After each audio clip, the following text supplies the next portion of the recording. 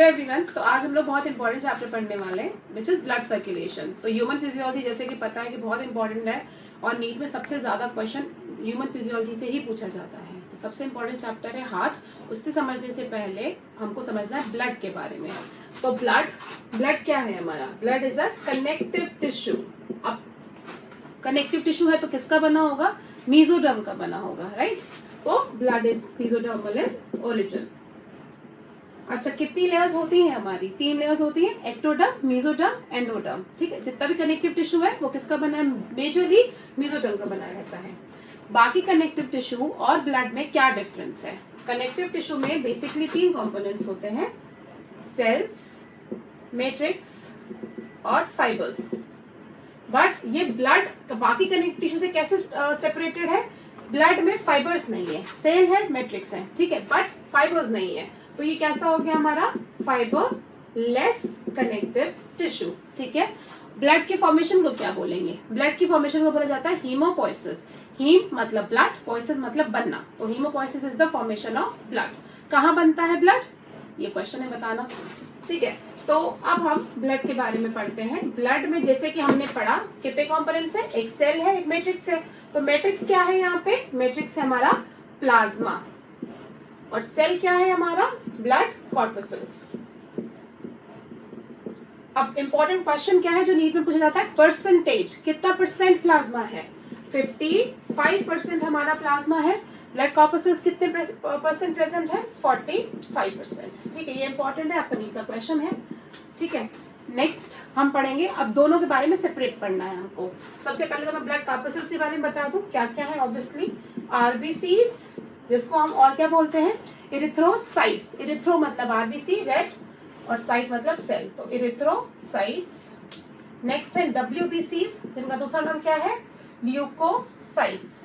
And next है platelets, इसका दूसरा नाम क्या है हमारा? थ्रोम्बोसाइट्स। ठीक है, ये हमारे ब्लड कॉर्पस्कल्स हो गए।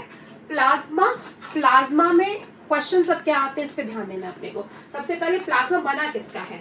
तो हम लोग प्लाज्मा पढ़ रहे थे। प्लाज्मा में हमने देखा 2 कंपोनेंट्स होते हैं, एक होता है वाटर, दूसरा होता है प्रोटीन्स।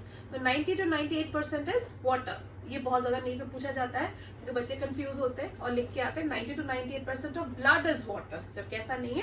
ब्लड का प्लाज्मा कितना परसेंट है? 50 to 55%। ठीक है, और प्लाज्मा का वाटर कितना कंटेंट है? 90 to 98% इज वाटर। ठीक है, रिमेनिंग क्या है? प्रोटीन्स। 2 to 8% is proteins. अब हमको पता है प्रोटीन 3 टाइप की है इसमें। कौन सी? Albumin, globulin and fibrinogen.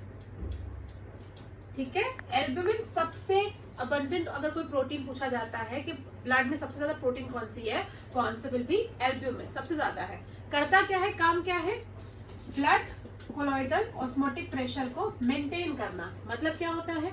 मतलब वाटर को रिटेन करता है ये। तो it helps in retention of water. ठीक है, सपोज ये हमारी ब्लड वेसल्स है। ठीक है, तो ब्लड वेसल्स में क्या है? ब्लड प्रेजेंट है। ब्लड में क्या है? प्रोटीन्स है, एल्ब्यूमिन है। तो एल्ब्यूमिन क्या करेगा? पानी को पकड़ के रखेगा। ठीक है, अगर ये एल्ब्यूमिन नहीं होगा तो क्या होगा?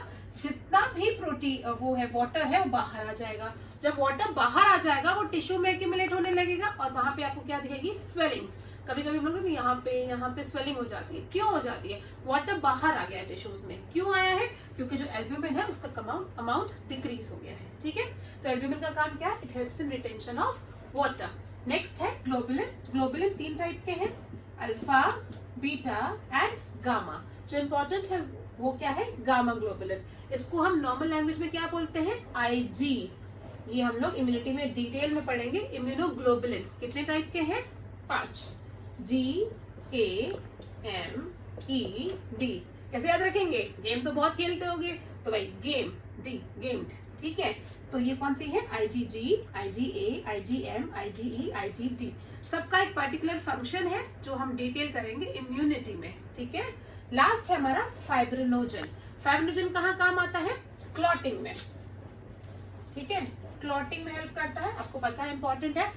अब एक चीज याद रखनी है, जो भी फैक्टर्स हैं, क्लोटिंग फैक्टर्स, क्या वो एक्टिव फॉर्म में प्रेजेंट है? नहीं, इनएक्टिव फॉर्म में प्रेजेंट है। फाइब्रिनोजन इनएक्टिव है, वो पहले एक्टिव में कन्वर्ट होगा। एक्टिव फॉर्म क्या है? फाइब्रिन। तो क्वेश्चन आता है प्लाज्मा में जो क्लॉटिंग फैक्टर्स हैं क्या वो एक्टिव फॉर्म में? नहीं, answer will be inactive form.